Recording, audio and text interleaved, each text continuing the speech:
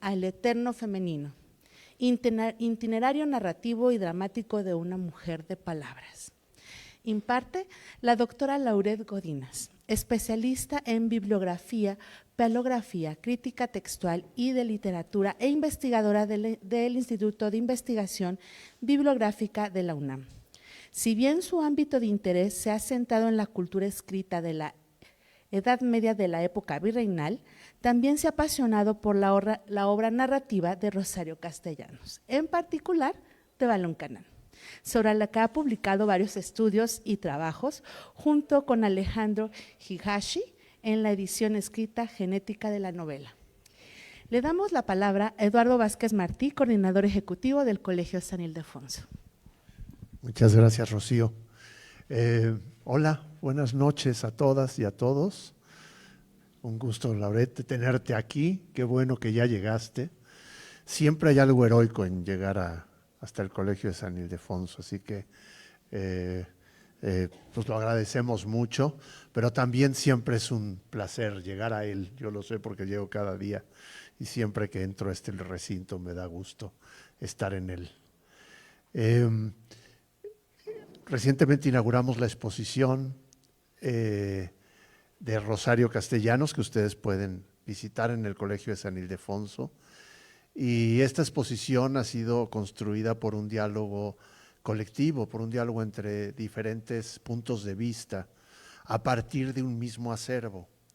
En él participó como coordinadora general Julia Santibáñez, que dirige literatura de la UNAM, participó Sara de la Cátedra Rosario Castellanos, Carmen Tostado, que es la coordinadora de exposiciones del Colegio de San Ildefonso, la directora de publicaciones, Socorro Venegas, y Lauret.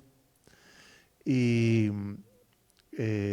participamos de un momento mágico, que fue el momento en que Gabriel Guerra Castellanos, hijo de Rosario Castellanos, sacó de unas cajas que venía guardando, atesorando, seguramente llevando de casa en casa, de mudanza en mudanza, como hacemos todos, entre los objetos personales y nuestra memoria, las cajas donde guardaba, donde estaban las fotos, las imágenes que Rosario Castellanos había estado guardando o había guardado durante su vida, desde sus fotos de infancia, desde sus fotos de joven estudiante preparatoriana, universitaria, hasta sus fotografías de profesora universitaria, de escritora, con sus amigos, sus viajes a la playa, etcétera. Ese momento en que aparecieron esas fotos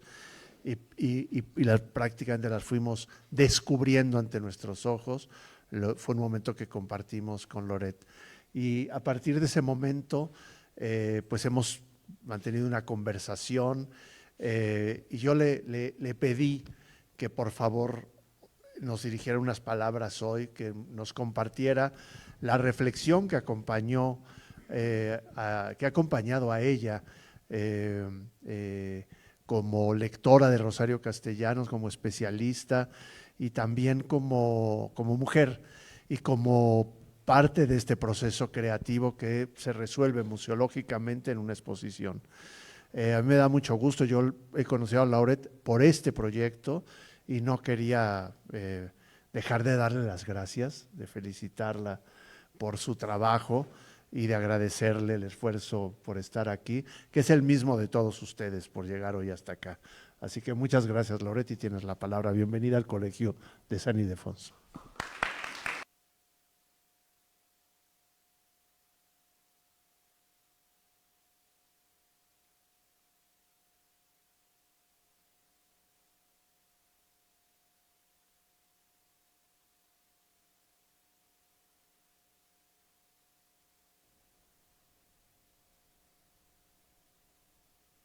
Que se abrieron, estas fotos, estos contratos de publicación, estas cartas que estaban ahí en el archivo, cuidadosamente conservado por Gabriel, y que en este centenario abría finalmente al público para que desde la UNAM pudiéramos rendirle a Rosario este homenaje, pues ha sido realmente un momento que creo que no voy a olvidar jamás. Estábamos los 10 ahí en la mesa, en la oficina de Gabriel, como niños en juguetería, revisando las imágenes en contra de todos los protocolos de preservación, pero de verdad fue un momento muy emocionante.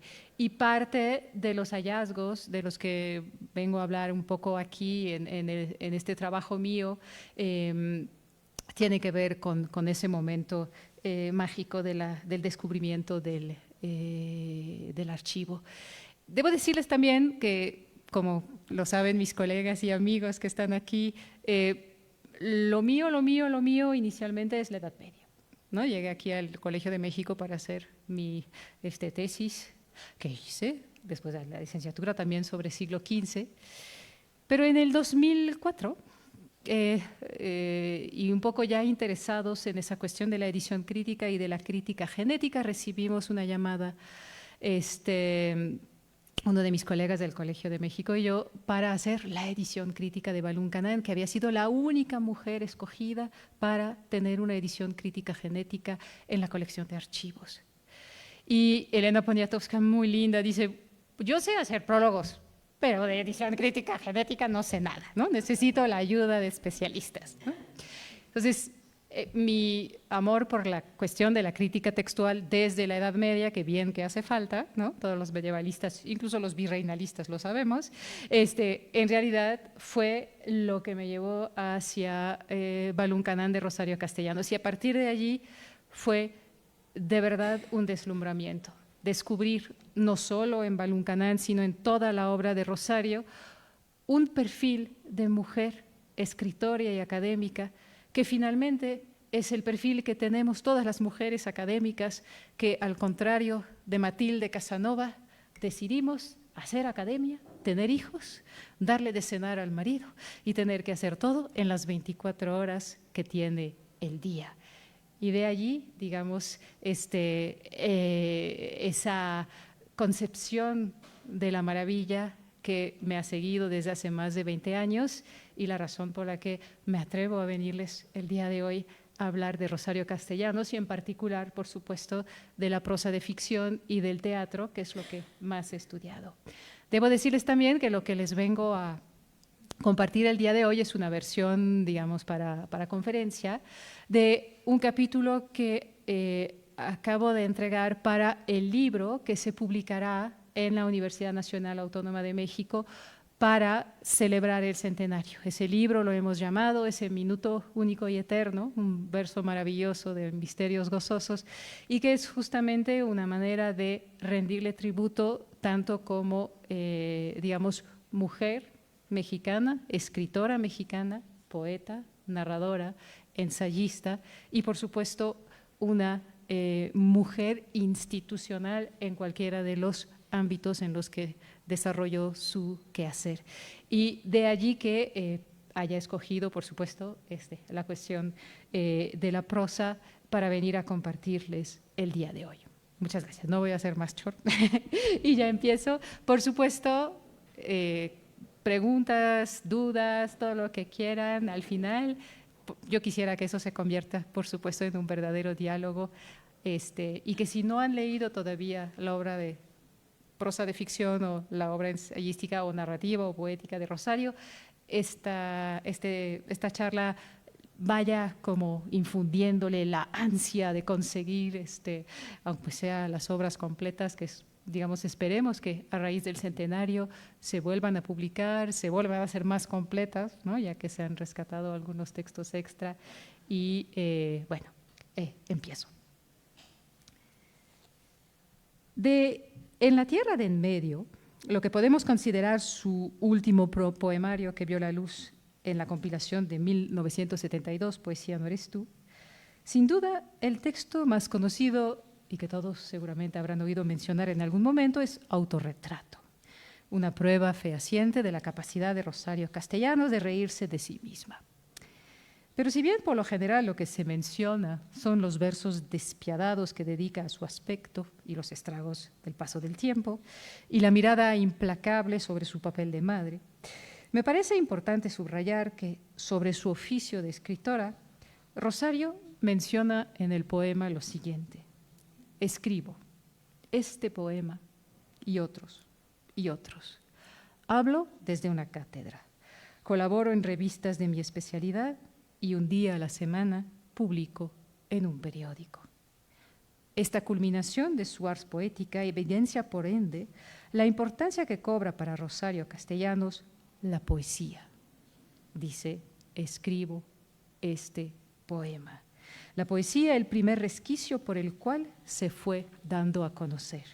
Publicaciones periódicas chiapanecas antes de 1948, El Estudiante de Tuxtla Gutiérrez, Acción de Comitán, revistas y periódicos de la Ciudad de México después, América, revista antológica, Fuensanta, pero también en La Nación, boletín informativo vinculado con el partido Acción Nacional, Metáfora, revista dedicada al lucimiento de la producción poética, y muy pronto, pequeños poemarios como Trayectoria del Polvo, Apuntes para una declaración de fe, de la vigilia estéril, El rescate del mundo, Presentación en el templo, Poemas 53-55 y Al pie de la letra, primer poemario, del cual encontramos en su archivo, ese famoso archivo de Gabriel que tanto nos fascinó, la firma formal de un contrato de edición con la Universidad Veracruzana.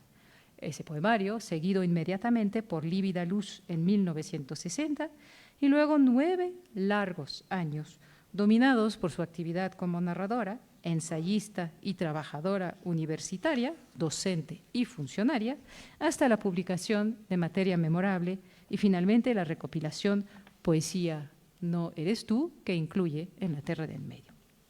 La poesía fue también su primera puerta de entrada a escaparates colectivos, gracias a su inclusión en varios espacios, como la antología Mascarones, de poetas vinculados con la Facultad de Filosofía y Letras, el volumen colectivo 8 poetas mexicanos, publicados en la muy católica editorial Bajo el signo de ábside, y la interesante inclusión de Rosario Castellanos entre los creadores mexicanos seleccionados para ser exhibidos en Francia gracias a la revista Europe de 1959, dirigida por Pierre Abraham, con el apoyo de Aragon y de Elsa Triolet. Un número especial de diciembre de 1959 dedicado a la literatura mexicana, en el cual Rosario Castellanos figura aún como poeta, entre muchos colegas como Salvador Novo, Jaime Torres Bodet, Marco Antonio Campos, por citar solo algunos, mientras que se presumen las cualidades de narradores de Juan de la Cabada, Rulfo, Arreola y Carlos Fuentes, ¿no? 1959, a pesar de que ya publicó Balún-Canán y ya ganó incluso el premio Chiapas, Rosario Castellanos es todavía antologada en esta ventana hacia la literatura mexicana desde Europa como poeta. En una tentativa de autocrítica, el texto que cierra su primera compilación de ensayos, Juicios Sumarios, Rosario Castellanos arroja una mirada retrospectiva sobre su itinerario creativo y al respecto dice: decir que he transitado de la poesía a la prosa, narrativa y crítica, es suponer que los lectores, esa especie en cuya extinción los que escribimos no queremos resignarnos a creer, conocen mis libros. Pero la experiencia me indica que si tal suposición es muy aventurada y, para ser más exacto, falsa, que los lectores, si aún existen, habrán ejercido su profesión en otros textos y que mis obras no se han difundido tanto como yo quisiera. Estas breves líneas ponen de manifiesto dos aspectos de la trayectoria de la poeta y narradora mexicana que considero fundamentales. Por un lado, deja claro que su forma primitiva de expresión fue la poesía, género en el que se ejercitó desde muy joven, y que la prosa, narrativa o crítica, es en cambio el resultado de un proceso de maduración como escritora. Por el otro, subraya, por supuesto, a todas luces la mirada subjetiva que se nos ostenta como en franca contradicción con los reconocimientos granjeados a lo largo de su trayectoria que la propia autora arroja sobre la falta de recepción de su obra. Una mirada sin duda sesgada por su condición de mujer. Con esta autoevaluación temprana, Rosario Castellanos expresa, a partir de su experiencia personal, la búsqueda de un lugar específico para las escritoras en la institución literaria nacional. Si de cronología se trata, Crónica de un suceso inconfirmable y Primera revelación, publicados respectivamente en 1949 y 1950, es decir, en paralelo con la publicación de sus primeros poemarios, marcan la incursión inicial de Rosario Castellanos fuera de la poesía, en paralelo con la redacción de su tesis de maestría, de tipo, vamos a decirlo así, ensayístico, sobre cultura femenina, que fue, por supuesto, lo podemos llamar así, la piedra angular de su producción ensayística. Ambos cuentos, Crónica de un suceso inconfirmable y Primera revelación, vieron la luz en las páginas de revista América Revista Antológica, una publicación dirigida a partir de 1942 por Marco Antonio Millán y Efrén Hernández, la cual se volvió un espacio fundamental para la proyección de la generación de escritores mexicanos que escribirían la literatura, la historia de la literatura a partir de medio siglo. Rosario Castellanos, Dolores Castro, por supuesto, la amiga con la que viajó a Europa durante el año académico 1950-1951, pero también Juan Rulfo, Margarita Michelena, Luisa Josefina Hernández, Emilio Carballido, Jesús Arellano, Sergio Galindo y otros muchos. Muchos de ellos fueron amigos íntimos de Rosario Castellanos, además de valiosos apoyos en su búsqueda de inspiración. Con la publicación de estas narraciones breves, es muy probable que la joven escritora haya tomado en cuenta la recomendación alguna vez formulada por Efrén Hernández, ¿no?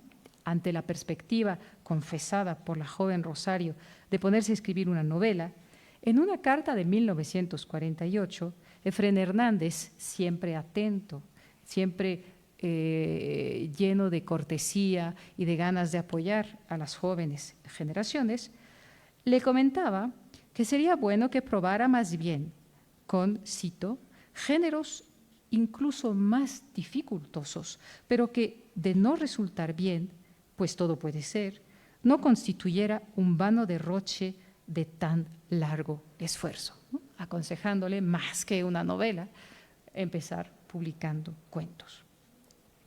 Estos dos cuentos, a los que seguirían pronto La Rueda de la Fortuna, en septiembre de 1955, en la revista de la Universidad, y Un Venado Muerto, que vio la luz en Ábside en 1956, están indudablemente vinculados ya con los dos ámbitos de predilección de la escritora: la reconstrucción de un ambiente literario de intercambio, la crónica de un suceso inconfirmable, es más o menos, digamos, eso a grandes rasgos, y, por supuesto, lo que Joseph Somers llamará el ciclo de Chiapas, ¿no? En efecto, si bien en el caso de Primera revelación la construcción de la narración breve es aún distante del resultado final, que es la incorporación, digamos, de la misma temática en la parte final de Balún Canán, La Rueda de Fortuna y Un Venado Muerto evidencian estados textuales muy próximos a episodios de lo que se convertiría en 1957 en la novela Balún Canán, su primera novela, ¿no? Respectivamente en la primera, en el caso de La Rueda de la Fortuna, y la segunda parte, en el caso de Un Venado Muerto. No obstante, considero importante mencionar que su primera incursión de cierta extensión en una forma de expresión distinta a la poética fue, curiosamente, y a pesar de lo que acabo de decirles, el teatro.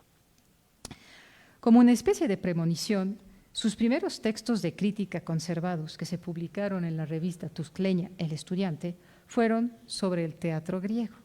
Y es cierto que en 1951 publicó en coautoría con Efrén Hernández, Marco Antonio Millán y Dolores Castro, en la revista América, la intrigante obra Dichas y desdichas de Nicocles Méndez, tragiburleria cinematográfica.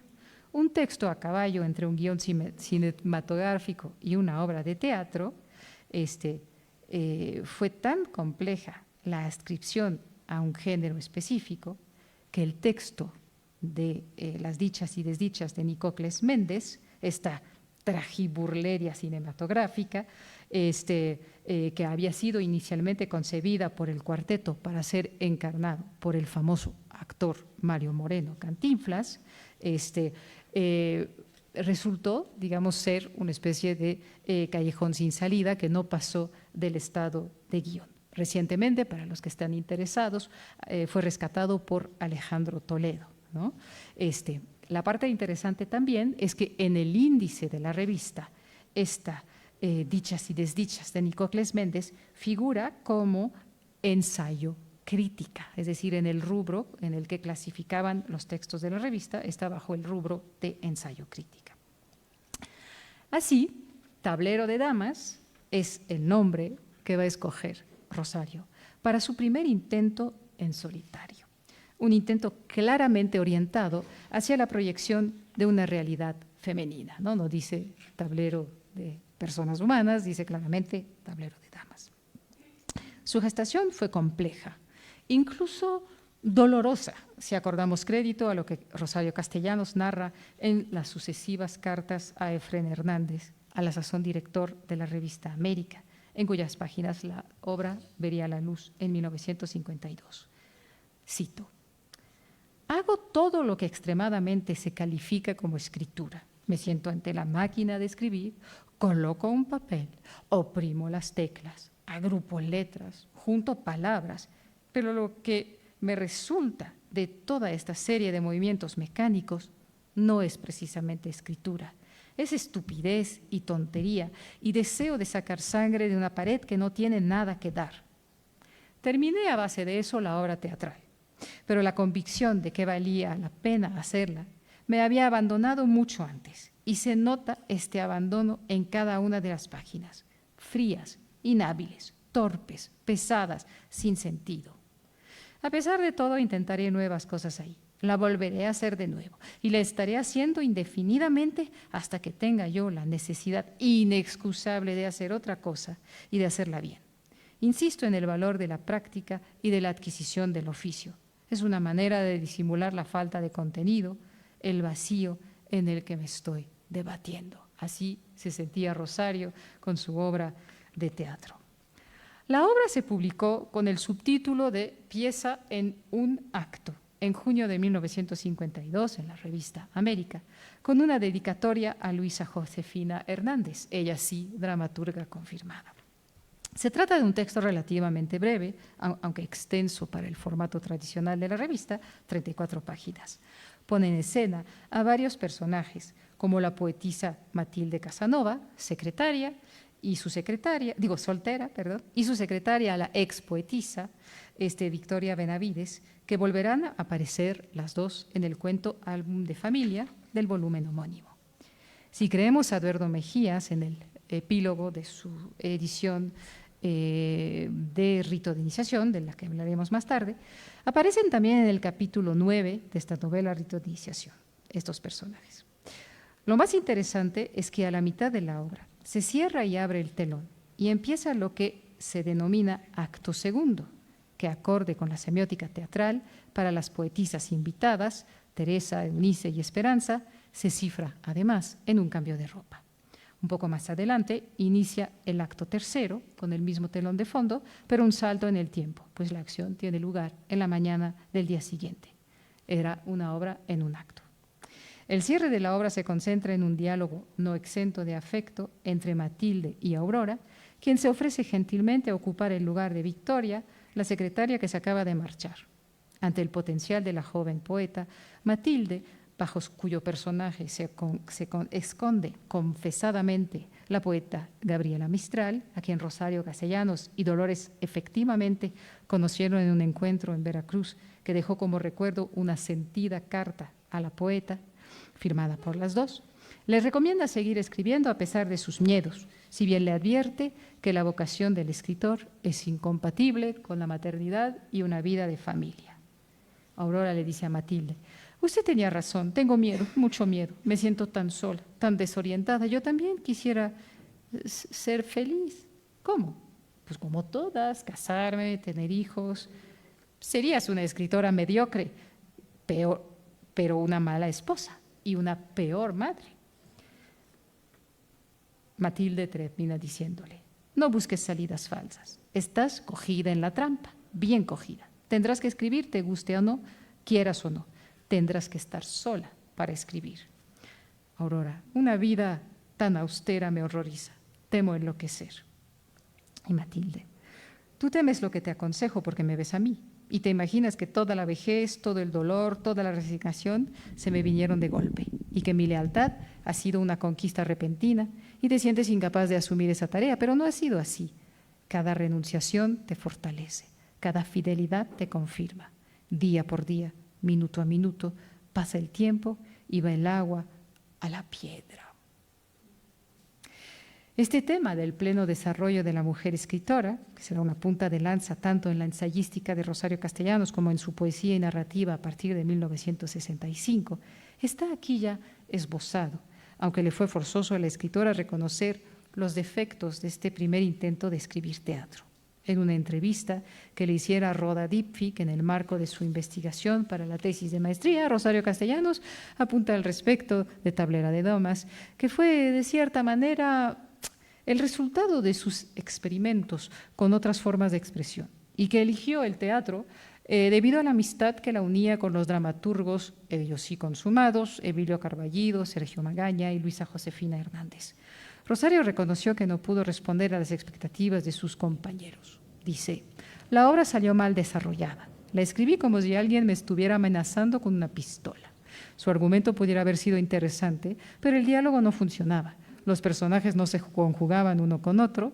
En fin, dejó la impresión de ser algo fatal. Y en la misma entrevista, un poco más adelante, Castellanos reconoce con lucidez que el consejo de Emilio Carballido de utilizar su forma más natural de expresión, el verso, que le permitía desahogar su sensibilidad sin parecer forzada, fue esencial en el desarrollo de su carrera literaria. Permite, en efecto, entender mejor la apreciación que evidencia de su propia producción teatral en su conferencia del 22 de julio de 1965, conferencia que formó parte del ciclo organizado por Antonio Acevedo Escobedo y que se publicaría un año después en Los Narradores ante el Público. En esta conferencia, después de narrar que tuvo que quedarse 3 meses hospitalizada a raíz de un principio de tuberculosis, apunta que en el lapso de un año, que duró el reposo al que se vio sometida, pudo volver a escribir que de entonces datan los poemas del Resplendor del Ser y las tentativas dramáticas en verso que primero se limitaron a un acto, Eva, Judith, Salomé, después a 2, Vocación de Sor Juana y por último a 3, La Creciente. Lo cual me convenció, dice Rosario, después del fracaso absoluto de Tablero de Dama y de otra obra del que no se conoce, Casa de Gobierno, que mi forma de expresión no era el teatro. En la entrevista ya mencionada a Rhoda Dipfic, Rosario regresa sobre las causas de su fracaso como dramaturga, un tema que sin duda le causó muchas preocupaciones. Comprendí entonces que lo que me faltaba era algo fundamental que se llama la técnica.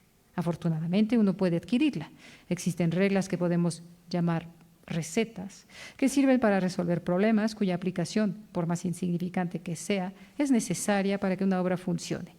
Y comenta en esa misma entrevista que para remediarlo se metió a una clase de composición dramática de Rodolfo Usigli, aunque por desgracia, dice, Usigli, a pesar de ser un magnífico dramaturgo, no tiene vocación para la enseñanza. Cabe destacar que de todas estas obras arriba mencionadas, solo Judith y Salomé se verán publicadas, pero como poemas dramáticos, ¿no? Por lo cual suelen estudiarse como parte de su producción poética. Aunque la gestación de Baluncanal remonta, como ya lo dije, a varios años atrás y varios núcleos narrativos, ya se encuentra presente en varios de sus cuentos, además de las diversas pistas que fue dando la autora en muchas entrevistas, muchas cartas, fue también, al parecer, Emilio Carballido el padrino de la vocación de Rosario por la novela, ¿no? Que será, in fine, el género que más reconocimiento le va a granjear por parte de la institución literaria.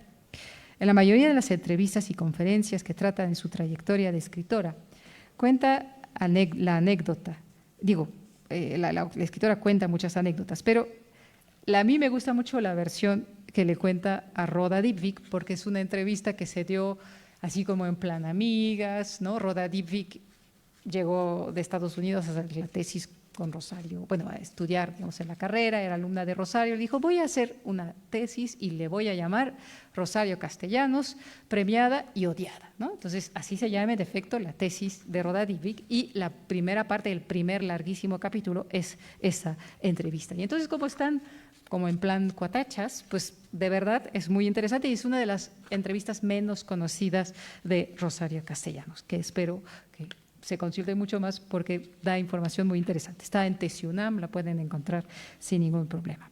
Y dice, de pronto un día, en la conversación casual que sostenía con Emilio Carballido, empecé a contarle mis experiencias y memorias infantiles en Chiapas.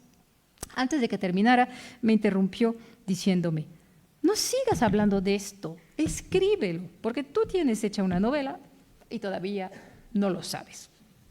Obedecí y me puse a redactar Baluncanán. Fin de la cita. Haya tenido o no que insistir Carballido, como lo afirma en La Niña Chayo, donde dice, la visitábamos mucho y empezó a contarnos a Sergio Magaña y a mí su infancia, su Comitán, su Chiapas. Tienes que escribir todo eso. Dudaba.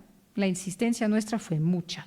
Poco a poco fueron brotando las páginas cada vez más fáciles y más abundantes de Baluncanán.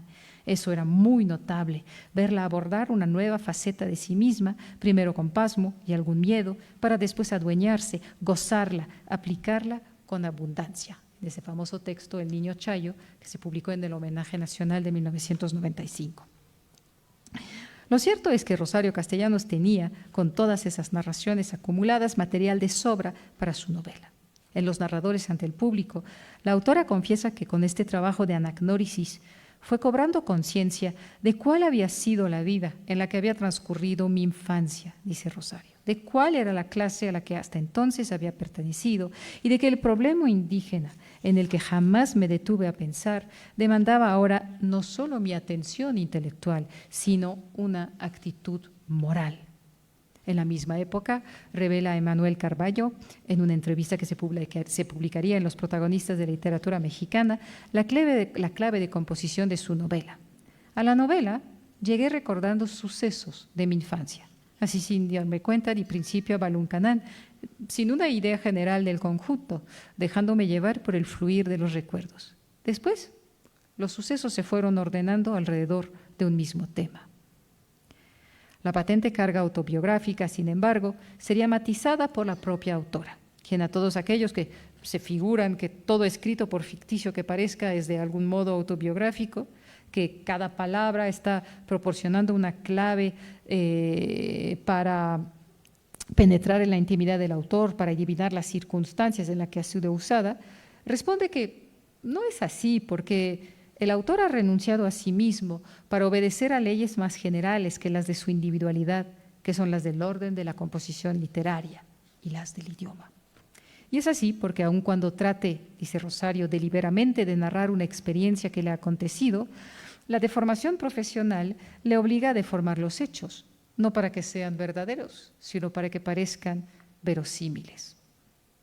Un elemento muy revelador al respecto es sin duda la inserción en la trama de muchas fuentes documentales, hayan sido verdaderas o no, que son las que estudia Edith Negrín en un artículo muy interesante, como por ejemplo, para los que se acuerdan de Baluncanán, la existencia del cuaderno del indígena en el escritorio de César, en el que se da cuenta de la genealogía de los propietarios de Chactajal, ¿no? Que la madre de Zoraida le prohíbe a la niña leer porque dice que ese cuaderno es la herencia del varón. En todo caso, la carta que Rosario envía a Elías Nandino el 16 de octubre de 1956 no deja ningún espacio a la duda. A menos de 7 años de publicar, siguiendo los sabios consejos de Efrén Hernández, su primer cuento, Rosario Castellanos entregó al Fondo de Cultura Económica para su publicación en la colección de letras mexicanas su primera novela, Baluncanán, inspirada en su infancia en Comitán y las alejadas fincas situadas en territorio selvático, como Chactajal, Chapatengo y El Rosario. Gracias a Dolores Castro, quien lo conservó amorosamente y lo prestó generosamente a los interesados en desentrañar la historia textual de la novela, que se convertiría en pocos años en una obra insoslayable de la narrativa mexicana, sabemos que Rosario Castellanos circuló antes de su versión definitiva un primer borrador que lleva la fecha de 1955, en el cual un elemento narrativo se resistía. Hay distintas variaciones, pero uno en particular: el destino de la llave del oratorio, ¿no? En la primera versión, la llave del oratorio termina abandonada en un montón de hojas que el jardinero junta. La copia manuscrita que conservó en su utilísima biblioteca el Fondo de Cultura Económica, copia que fue probablemente escrita con la ayuda de una máquina de escribir Smith Corona comprada en la Ciudad de México en 1956, de la que el archivo de Gabriel conserva la factura, revela por lo demás otros secretos interesantes de su génesis y acerca del esmero colectivo que permitió que viera la luz la novela. Porque si bien es lícito pensar que se entronca con la literatura indigenista contemplada por Joseph Somers como esfuerzo conjunto de autores chiapanecos para penetrar en la psicología y la cosmología de los indígenas y novelar tomando en cuenta criterios culturales, también es verdad que para su autora podía ser considerada como algo parte de un universo de mayor envergadura, que cerraba, podríamos decirlo así lo han visto algunos colegas, el proyecto de la novela de la Revolución, truncado justamente por la falta de miras de sus participantes, y abría más puertas y ventanas que alumbraban la complejidad del conflicto étnico y social en México que la Revolución no resolvió. La frescura de las imágenes poéticas, no sé si se acuerdan cómo se presenta la niña narradora: no soy un grano de anís, soy una niña y tengo 7 años. O después de la muerte de Mario, cuando describe la niña y dice: avanzo así en esta atmósfera irrespirable de estrella recién derribada. Todas esas metáforas que sustentan el discurso de la primera y la tercera parte, aunado al juego sutil entre la lógica literaria y la lógica histórica, han hecho de esta primera novela de Rosario Castellanos, cobijada por un sello editorial ya de gran tradición e insertada en la colección de prestigio, la de Letras Mexicanas, en la que ocupa el número 36, un éxito de recepción refrendado por una segunda edición al año de publicarse la primera, además de una proyección internacional casi inmediata. Así, en el archivo custodiado por Gabriel Guerra Castellanos se conservan los contratos de edición de las traducciones al inglés, la de Irene Nicholson como The Nine Guardians en The Vanguard Press de Nueva York, desde el mismo año de 1960, al francés, publicada en 1962 en la colección La Croix du Sud de Gallimard, y al alemán Die Neuen Wächter por Insel Verlag de Frankfurt en 1962 también. También se tradujo al hebreo durante la estancia de la autora en Israel y al italiano como Balloon Canal, Il Paese dei Nove Guardiani en la editorial Giunti de Florencia, un poco más tarde, en la década de los 90. Incluso encontramos la traducción de 2017 de Isabella Belgic, que se titula Mesto devet Zvezda, Ciudad de 9 Estrellas, en la editorial Partenón de Belgrado. Balloon Canal fue acreedora al Premio Chiapas en 1958, gracias a la intervención de José Casaonda en una larga carta de 5 cuartillas que también se conserva en el archivo de Rosario, que ha custodiado y que nos ha abierto Gabriel. Acreedor a su vez al Premio Javier Villaurrutia en 1960, Ciudad Real es la segunda gran obra, ¿no?, conjunta de ficción de Rosario Castellanos, una colección de 10 cuentos que salió publicada por la Universidad Veracruzana, en la misma colección Ficción, en la que un año antes, en 1959, había salido su poemario Al pie de la letra. En un primer momento se consideró que el título del volumen no sería Ciudad Real, sino La muerte del tigre, que es el nombre que figura en el contrato que se conserva en el archivo de Rosario Castellanos. Una estrategia paratextual para nombrar el volumen por uno de sus cuentos, una elección que sin duda pone de relieve el texto narrativo en cuestión, que se repetiría en los 2 libros de cuentos posteriores. No se sabe a ciencia cierta quién propuso el cambio de La muerte del tigre a Ciudad Real. Sin embargo, está en perfecta sintonía con el paralelismo que propone Carballo en su entrevista a Rosario. en 1966. Ciudad Real es el paraje en el que se llevan a cabo todas las narraciones del volumen y que la autora se dio a la tarea de conocer a profundidad a través de su trabajo en el Instituto Nacional Indigenista, ¿no? Ella no es de Ciudad Real, pero trabajó años en Ciudad Real. Se parece finalmente a Yoknapataufa, el condado en el que Faulkner sublima su ficción. Ciudad Real sería ese Yoknapataufa de Rosario Castellanos. Los 10 cuentos constituyen el universo de las complejas relaciones entre, por un lado, los indígenas sociles y setzales y, por el otro, los caslanes, los hombres blancos que, por lo general, hay que decir la verdad, los explotan. Si la carga autobiográfica tiende a desaparecer ante la clara vocación indigenista del libro de cuentos, crece, al contrario, el interés por subrayar la difícil situación de la mujer, que es sometida, en el caso de las indígenas, a un doble proceso de marginación, o en términos de ascensi, de subalternidad. La rueda del hambriento es uno de los cuentos que fue seleccionado dentro de este volumen por Hermanuel Carballo para formar parte de su estudio canonizador sobre narrativa breve mexicana, el cuento mexicano del siglo XX, ¿no? Apenas a 4 años de su publicación, en 1964.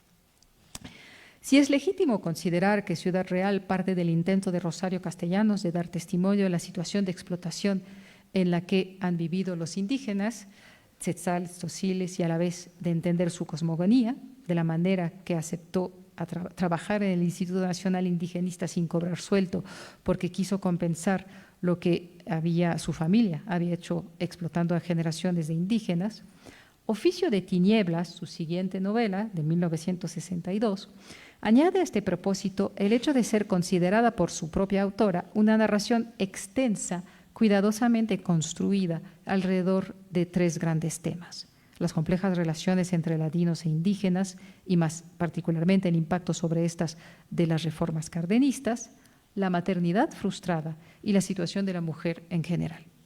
Rosario Castellanos estaba ciertamente preocupada por lo que consideraba los fallos de Baluncanán. Dirá en la entrevista con Dybvig que le faltaron los medios necesarios para resolver la estructura compleja y que el final salió bastante flojo, ¿no? Eso le dice a Roda Dybvig. A mí me gusta, pero…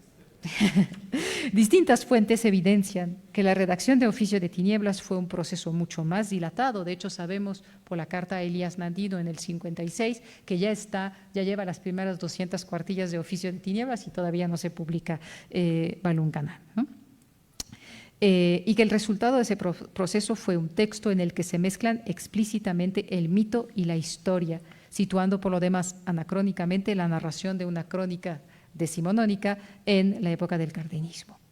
Con ello se puede afirmar, sin duda, siguiendo a François Perouse, que una de las preocupaciones centrales de la novelística de Castellanos, o por lo menos la que pertenece al ciclo de Chiapas, es el cuestionamiento, cito, a las diversas formas de relatos que tienden a sellar e inmovilizar el pasado, separándolo del presente de la enunciación y la cultura en devenir.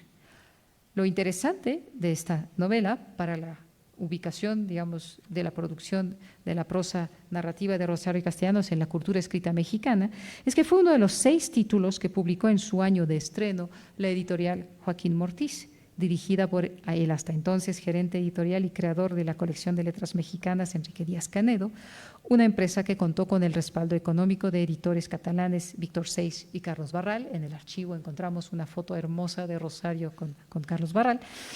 Y es cierto que la recepción de Oficios de Tiniebla conoció inicialmente derroteros más modestos que Baluncanán y que la obra no se traduciría hasta por lo menos la década siguiente, ¿no? La traducción al francés Le Christ des Ténèbres, el Cristo de las Tinieblas, primera traducción, principios de los 70, y luego al alemán hasta 1990, los 90, Das dunkle Leben de Catalina Díaz, y hasta 1998 la traducción al inglés The Book of Lamentations, con la traducción de Esther Allen, ¿no? Sin embargo, la obra conoció un éxito coetáneo innegable, ¿no? En una carta a Octavio Paz en noviembre de 1962 sobre el proceso de edición de su poemario Salamandra, que es lo que le preocupaba, por supuesto, a Paz, Díaz Canedo menciona que los comentarios y el ritmo de las ventas de las 3 novelas que saqué antes hace exactamente un mes, ¿no? Que fueron los que inauguraron la colección Novelistas Contemporáneos, que fueron Las Tierras Flacas de Yáñez, La Compasión Divina de Jean Caux y Oficio de Tiniebla de Rosario Castellanos. Dice Enrique Díez Quenedo, siguen siendo de lo más entusiasta y alentador. La obra fue galardonada con el premio Sor Juana Inés de la Cruz en el 62 y hasta la fecha la sigue publicando Planeta, editorial que compró Joaquín Mortiz en 1985.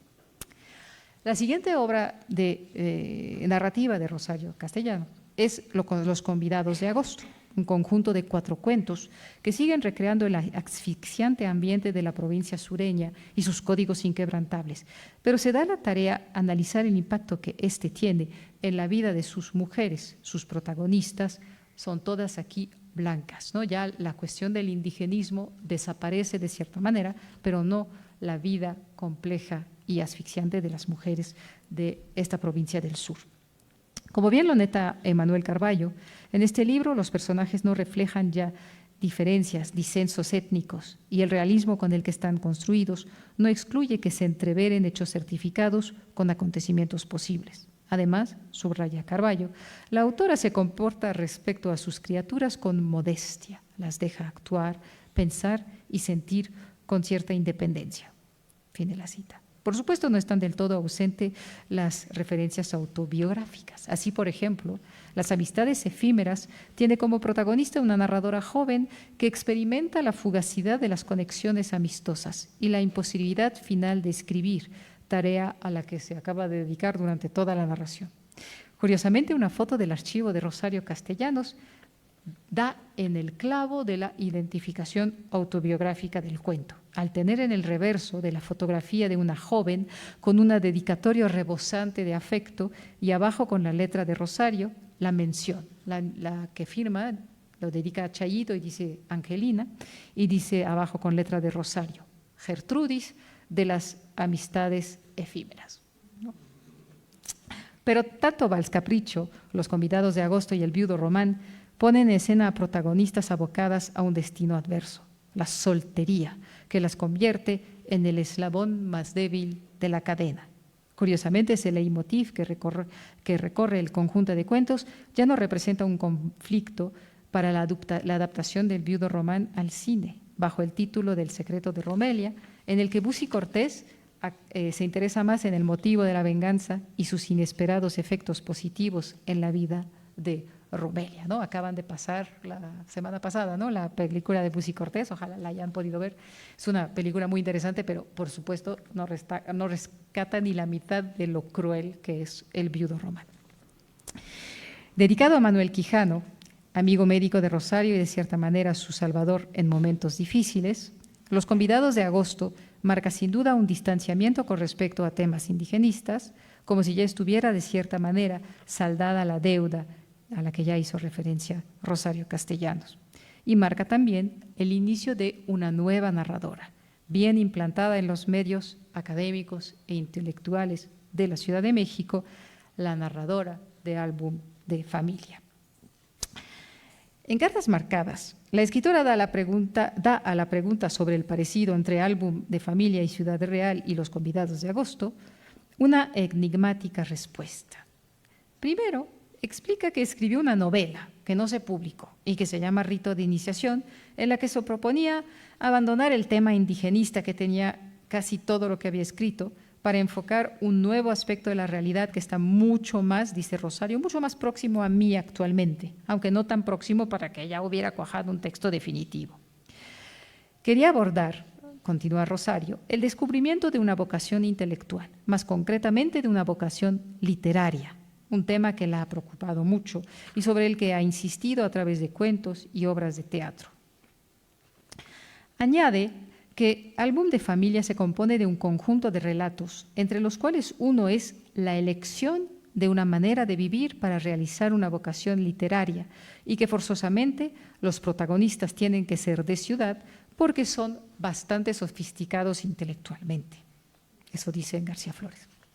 Si Rito de Iniciación es para Rosario una apuesta fallida, Álbum de Familia encarna la faceta pública de esta nueva apuesta por una narrativa centrada en el centro de sus intereses a partir de 1965, la construcción de una mujer intelectual con vocación literaria que no renuncie ni a cumplir con su papel de mujer ni a sus aspiraciones a ser alguien en la cultura de México.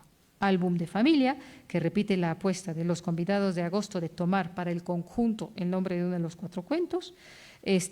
Vio la luz, igual que Oficio de Tinieblas, en Joaquín Mortiz, bajo la guía de Enrique Díez Cañedo, pero esta vez en la serie del Volador, ¿no? Una serie de prestigio con tamaño manejable, diseño depurado, papel grueso y acremado, que le daba buen volumen, porque es un volumen muy pequeño, que abrió sus puertas tanto a los que eran ya consagrados, como Rosario Castellanos o Octavio Paz, pero también a jóvenes en su debut literario, como Farabeuf de Elizondo o Gazapo de Gustavo Sainz.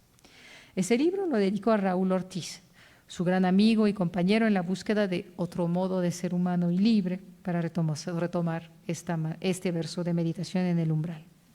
En este sentido, si bien los 4 cuentos tienen elementos narrativos y temáticos interesantes, sin duda Lección de cocina, que todos seguramente ya conocerán, que da voz a una joven casada intentando preparar una carne asada, aprovecha las nuevas técnicas estilo estructurales novelísticas, monólogo interior, asociación libre, saltos temporales y espaciales, tensiones, para reflejar su propia propuesta ideológica revolucionaria. Una búsqueda de autenticidad de la mujer frente al papel tradicional que le ha sido impuesto.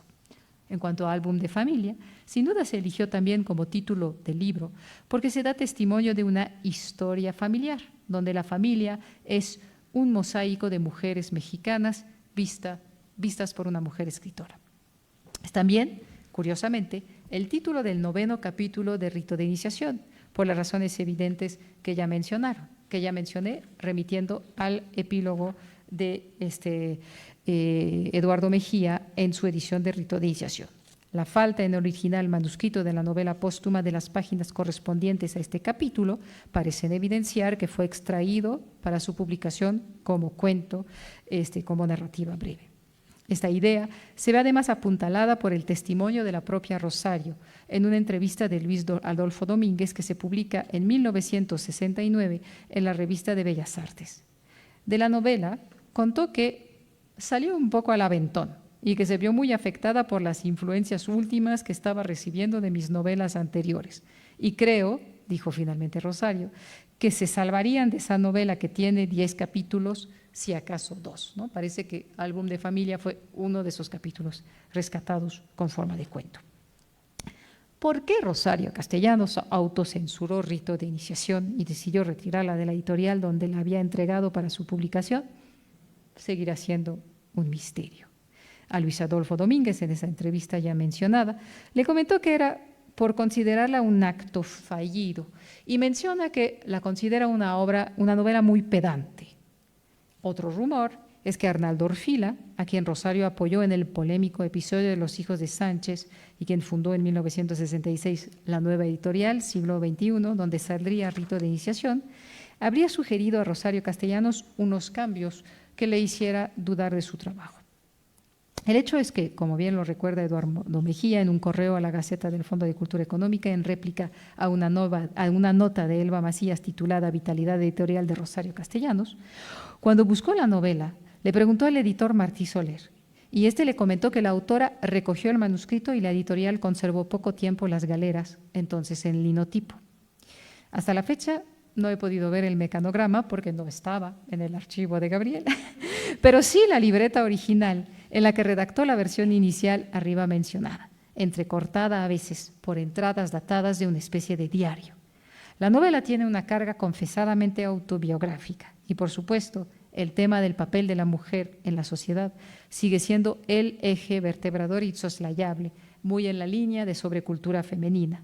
La reflexión posterior, datada por Eduardo Mejías hacia 1959, que tituló Declaración de Fe, y todos los ensayos que directa o indirectamente toca en el tema, magistralmente estudiados por Andrea Reyes en los capítulos 6 y 7 de su libro Recordemos, Ética y Política en Rosario Castellanos.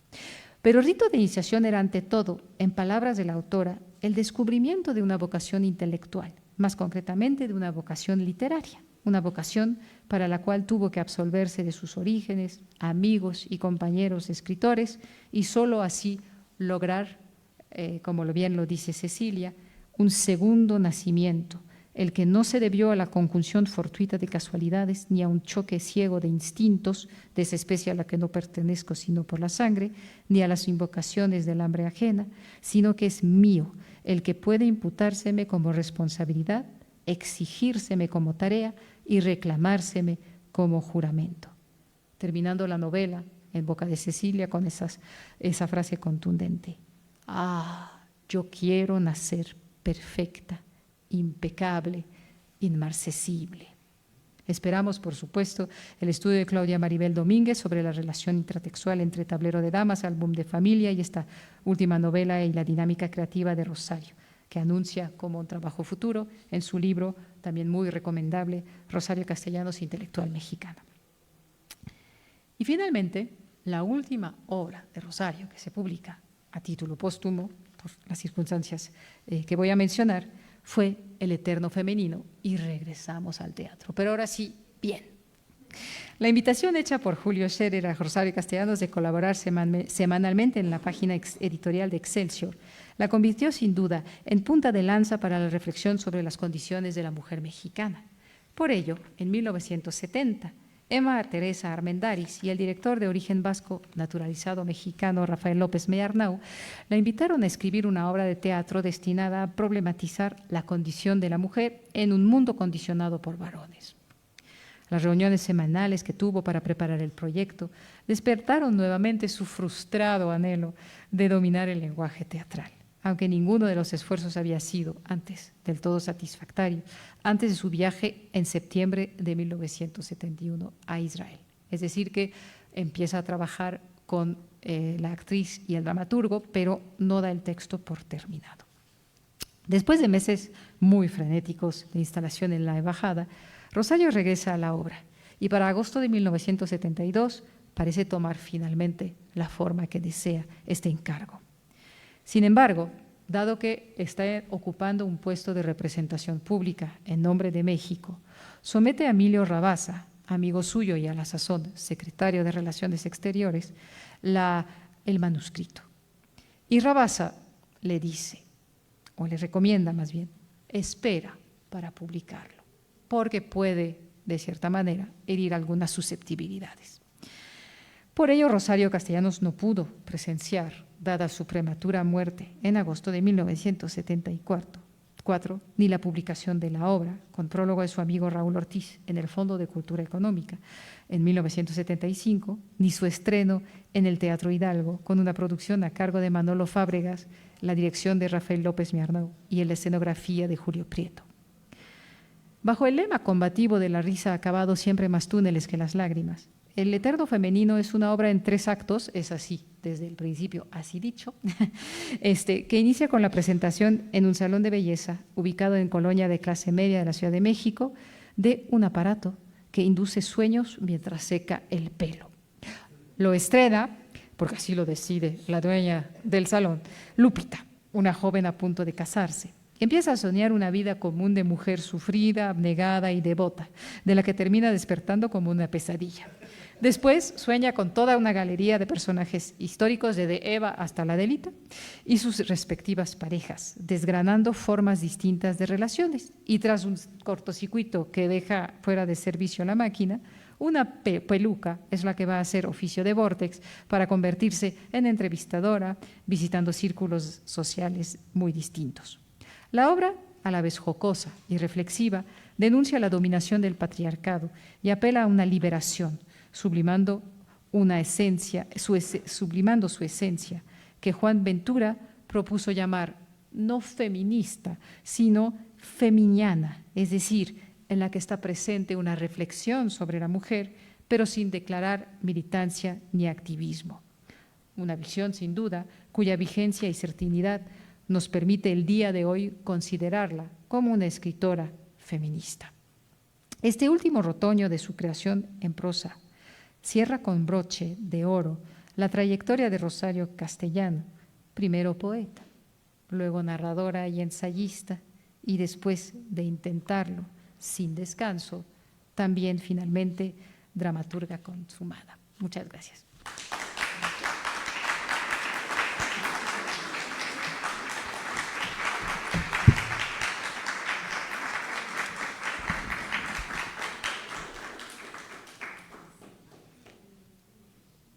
Muchas gracias por su atención.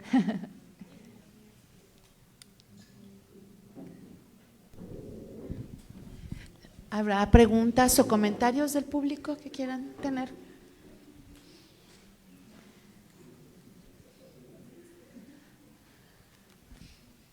Pues nada, agradecemos mucho su presencia. ¿Sí?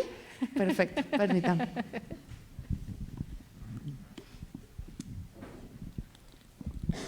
Ay, buenas noches. Pues muchas felicidades, Loret. Como siempre es un placer escucharte y aprender mucho de ti toda la vida. Hay por ahí un poema de Rosario, no recuerdo bien el nombre, creo que es Memorial de Tlatelolco. Y por ahí hay ciertos rumores, ¿no?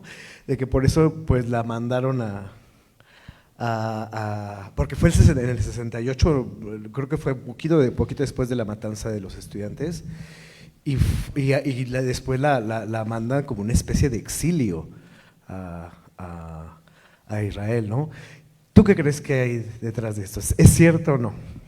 Pues no creo, porque en realidad el poema Memorial de Tlatelolco lo escribe a petición de Elena Poniatowska, cuando va a publicar su libro, La noche de Tlatelolco, y eso ya estamos en el 71. Entonces, creo que en realidad, yo creo que la mandan a Israel, en primera, bueno, porque tiene el aprecio de Luis Echeverría, porque Luis Echeverría escoge a Emilio Rabasa, que la conoce, que es muy amigo suyo, y porque creo que confían de verdad en que va a poder estar a la altura del papel, ¿no? Ha demostrado, creo yo, su compromiso institucional cabal como jefa de comunicación en la UNAM, ¿no? Cabal hasta renunciar cuando renuncia el rector, ¿no? O sea, digamos que entre los 32 funcionarios que renuncian en ese momento está, por supuesto, Rosario. Y yo creo que también se sabe que sus circunstancias, vamos a decirlo así, ¿no? Particulares, no le harán ningún daño estar un poco lejos, ¿no? Entonces, yo creo que más es como una muestra de aprecio y una feliz conjunción, ¿no? de circunstancias. Si no hubiera estado Rabasa en la Secretaría de Relaciones Exteriores, tal vez la elección hubiera sido otra, ¿no? Pero yo no creo que sea, porque finalmente la aplaude Echeverría cuando lanza su famoso discurso, ¿no? En el Museo de Antropología, la abnegación, una virtud loca, que es como, digamos, su gran ensayo verdaderamente, donde pasa de ser feminiana a ya una postura, digamos, ya acercándose como a la militancia de cierta manera feminista, ¿no? Entonces, sí, si te sirve mi respuesta, así como la pregunta que todo el mundo hace, ¿no? ¿Se suicidó en Israel? ¿O la mataron? ¿No? ¿O fue un accidente, como fue la versión oficial? Pues a veces es complicado, ¿no? Saber. Ha habido muchas interpretaciones, por ejemplo, de su poesía inmediatamente anterior, o algún dicho en una carta, ¿no? Que pudo haber sido, pues qué sé yo, servicios secretos israelíes, por estar en el lugar equivocado, en el momento equivocado. Acaba de pasar la guerra de Yom Kippur, ¿no?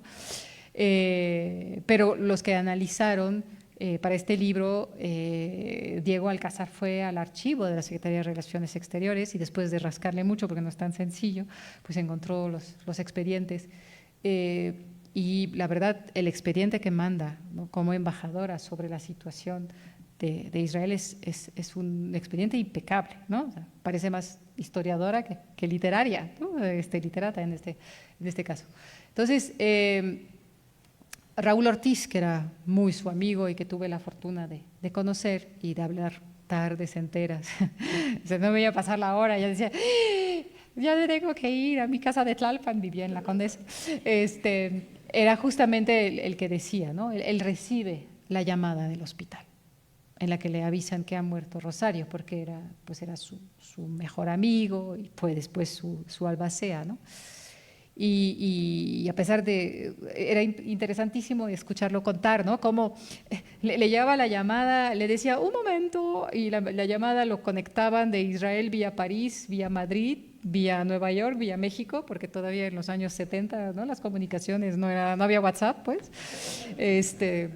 Y que finalmente, bueno, la comunicación que tiene en medio inglés con el hospital es que ha fallecido de un accidente por electrocución, ¿no? Entonces, es decir, que digamos no es una noticia maquillada, sino que es muy posible que no acostumbrada a los 220 voltios de Israel, pues una maniobra desafortunada que en México nos daría un buen susto, pero no nos mataría, pues digamos, la haya matado, ¿no? Entonces, digamos que esos son como dos de los grandes misterios, ¿no? De la vida de Rosario. Si la exiliaron, que creo que no, y si se suicidó o si la mataron, que tampoco creo. Matarla no veo por qué, y suicidarse tampoco veo por qué, estaba en su mejor momento, ¿no? O sea, vamos a decir, el único prietito del arroz de su estancia en Israel fue haber renunciado a publicar por recomendación de Rabasa El Eterno Femenino, ¿no? Que como ven, intenté mostrarlo así. Lo del teatro es un huesito que tenía atravesado y él lo estuvo mastique y mastique hasta que finalmente pudo con él, ¿no? Y estaba muy orgullosa de su trabajo. Y por supuesto que pues en la carta que le manda a Rabasa para pedirle su opinión muy humildemente y muy yo haré lo que tú digas, pues cuando le contesta, pues mejor guárdalo tantito en el refrigerador, no fue, por supuesto, la respuesta que esperaba, pero digamos la tomó en cuenta, ¿no? Entonces, pero salvo esto, digamos, su estancia fue, por supuesto, muy positiva, ¿no? Para los que están interesados en leer a Rosario, bueno, por supuesto, es importante leer primero a Rosario. No, hay que leer las cartas, son importantísimas. Saben que leer los epistolarios de escritores es muy interesante, pues uno se entera de uno de chismes, ¿no? Así, es como leer el Gente o el Hola o el Quién, pero digamos con una mejor pluma tal vez, ¿no? Que los redactores de las revistas del corazón. Y no menciono TV novelas y esas, ¿no? Pero no hay que leer a Rosario solo a través de las cartas, porque entonces se puede uno dar como una idea un poco falseada, ¿no? De una persona melancólica, muy apática, ¿no? Así es que no sé si les ha pasado, uno lee las cartas a Ricardo, sobre todo las cartas del 50 y del 51, ella con tanto detalle le va contando todo, ¿no? Y los silencios de, ay, no me va a escribir ni una de sus cartitas amarillas, les quería poner aquí, porque en el archivo de Gabriel hay muchas de esas, eran telegramas en realidad, ¿no? Le mandaba un mensaje del estilo, llámame cuando puedas, no hay nada grave, firmado Ricardo, ¿no? O sea, no ya, porque él lo tiene que llamar, ¿no? Así como de, y esos eran los mensajes que le mandaba. Y cuando al final nos enteramos, ¿no? Y ella todavía le dice, te paso mi currículum aquí rápido a máquina, por si quieres que pidamos juntos la beca para París o la pides para mí, y mientras Ricardo se está casando con Lilia Carrillo, ¿no? Entonces, y se la lleva a París, de hecho. Y ese tipo de cosas, uno tiene ganas de decirle, Rosario, despierta, ¿no? Ese tipo, no te conviene, pero bueno, digamos que ese es el tipo de elementos con los que pueden uno no estar de acuerdo. Las cartas del 66 y del 67 también era como para meterle alguna cachetada a Ricardo Guerra, porque se comporta verdaderamente como un muy mal marido, ¿no? En ese sentido, las cartas a Raúl Ortiz son un poco más divertidas, porque como es su amigocho, no hay nada de relación amorosa ahí en medio. Entonces, bueno, ahí hay chismes académicos, porque Raúl, pues en realidad se conocieron en su periodo como funcionaria de Ignacio Chávez, ¿no? En la rectoría de la UNAM, porque Raúl trabajaba y fue fundador del Centro de San Antonio, del CEPE, él dirigió el CEPE. Entonces, pues hay muchas cosas sabrosas, sobre todo a los de la UNAM nos llama mucho la atención, pero de todas formas sí da un poco a veces la impresión de ser una mujer a veces melancólica, apática, y creo que su escritura, tanto su poesía como su prosa de ficción y su teatro, y por supuesto su ensayística, en realidad son todo lo contrario. Entonces, que sea un complemento y no lo sustancial de la lectura de Ricardo, y las van a disfrutar muchísimo. Y por supuesto, lean Mujer de Palabras, ¿no?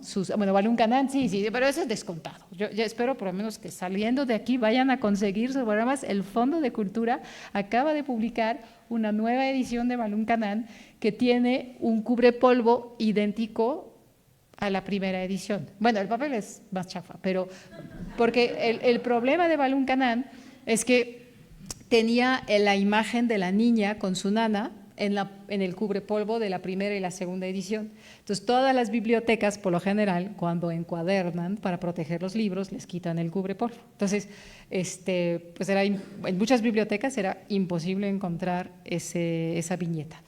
Y entonces el Fondo de Cultura decidió volver a publicar para el centenario Balún Canán en una edición idéntica en disposición a la primera. Así que vayan al fondo, corran y consíganse su Balún Canán.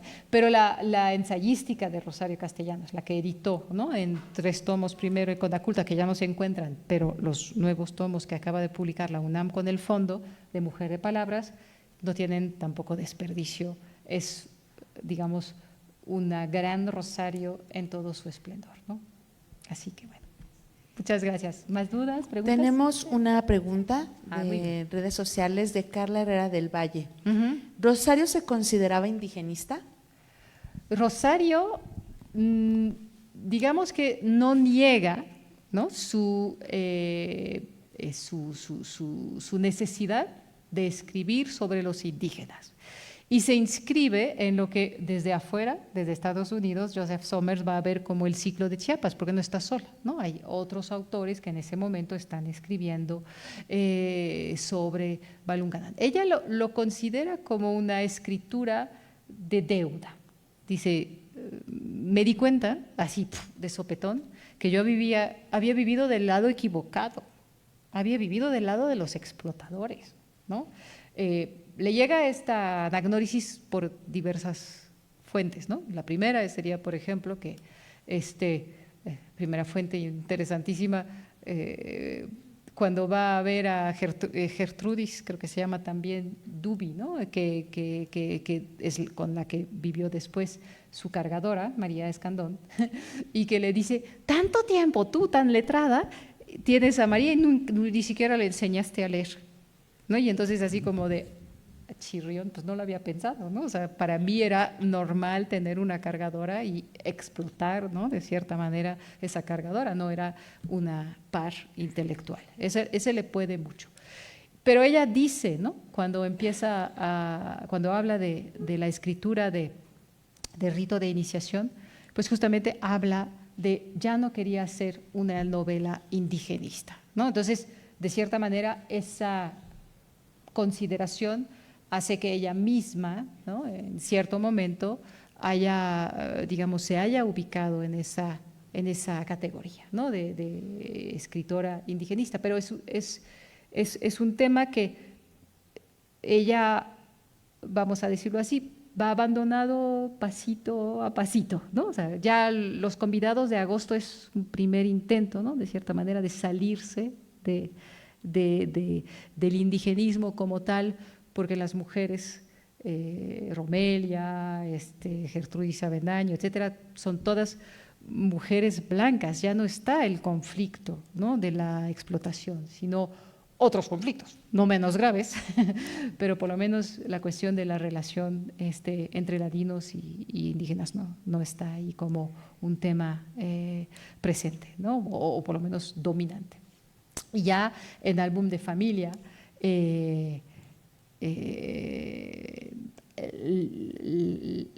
los personajes que interactúan son todos personajes de clase media, diría casi de la Ciudad de México, ¿no?, por algunos matices muy sutiles que se ven en la narración, ¿no? O sea, ya Chiapas está completamente borrado, ¿no?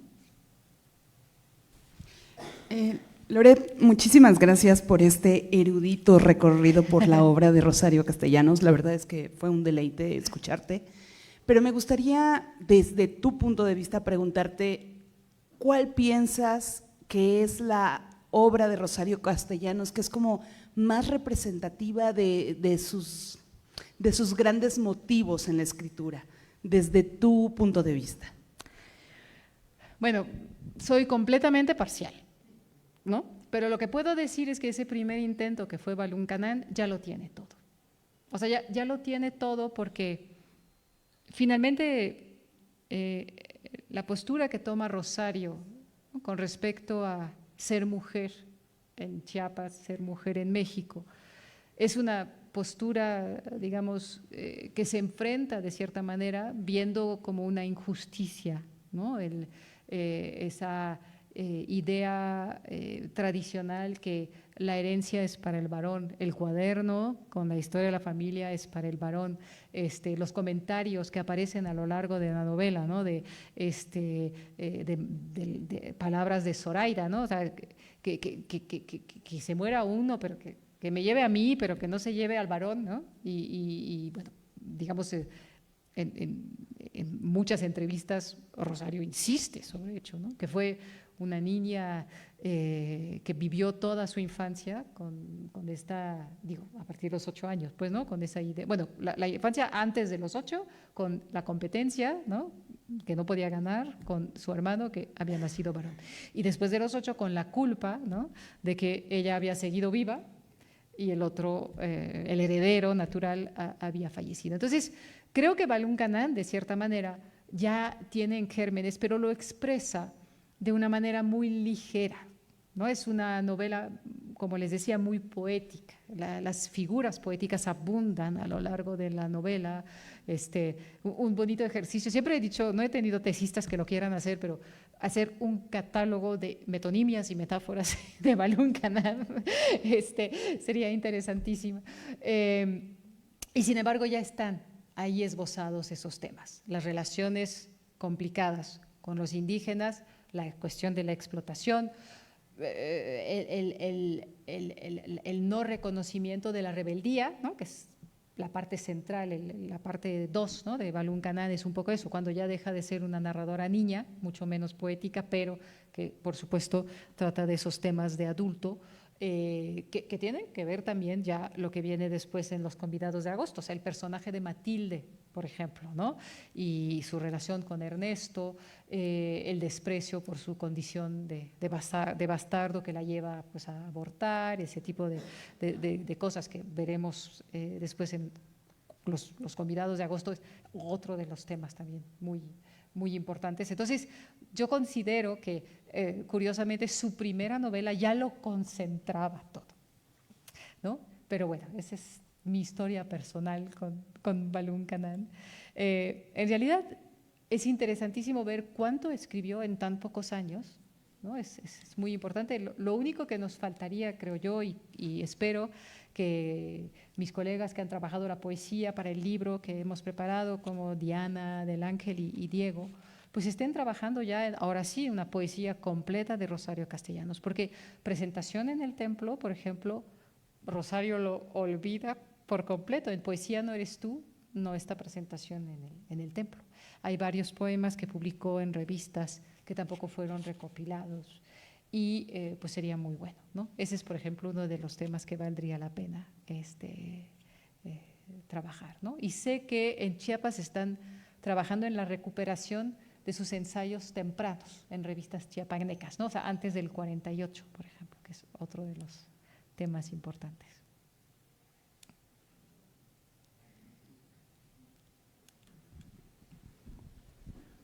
Hola Loret, muchas gracias por la conferencia, la disfruté mucho. No estoy muy familiarizado con la obra, pero pues como dices, fue como una chispa como para ahorita pues empezar a leer, como dices, primero con Balún Canán.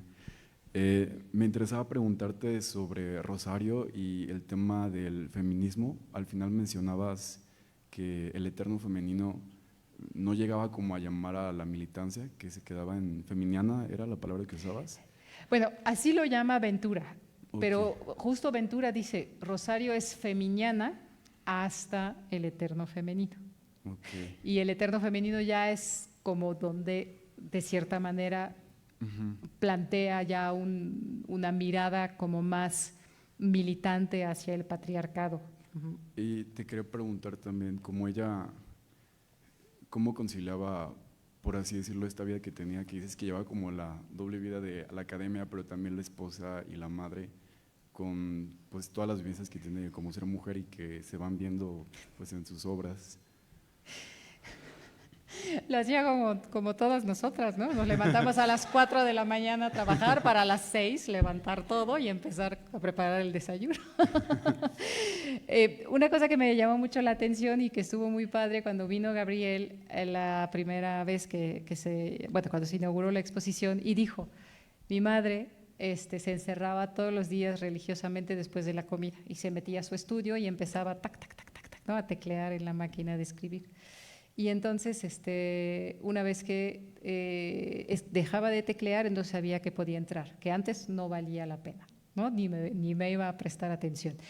Y yo creo que pues toda mujer académica que decide no quedarse como Matilde Casanova, sino formar familia, etcétera, de cierta manera tendrá, ¿no?, que de cierta manera buscar un espacio, muchas veces pues a costa de su sueño y digamos, oponiendo límites firmes para tener un espacio de trabajo y un espacio, digamos, de la vida familiar. El día de hoy, afortunadamente, es mucho más fácil. Hay muchas mamás de generaciones anteriores que han hecho muy bien su trabajo y tienen hijos muy bien educados, que saben hacer cosas en la casa, que saben cocinar y con los que se puede realmente compartir las tareas domésticas, en cuyo caso es mucho más sencillo para las mujeres académicas. Y bueno, esperemos que así siga siendo, ¿no?, que vayamos hacia adelante y no hacia atrás, para que todos podamos dedicarnos parejo a las labores intelectuales. Pues les agradecemos mucho su asistencia a esta noche lluviosa, a que han llegado, y los invitamos por favor a seguir el programa del Colegio San Ildefonso, todas las actividades que tenemos en torno a la exposición, visita guiada que tendremos con nuestra invitada, con la doctora, y el ciclo de cine que tiene que ver algunos con los libros. Así que aquí los esperamos y que tengan muy buena noche. Muchas gracias.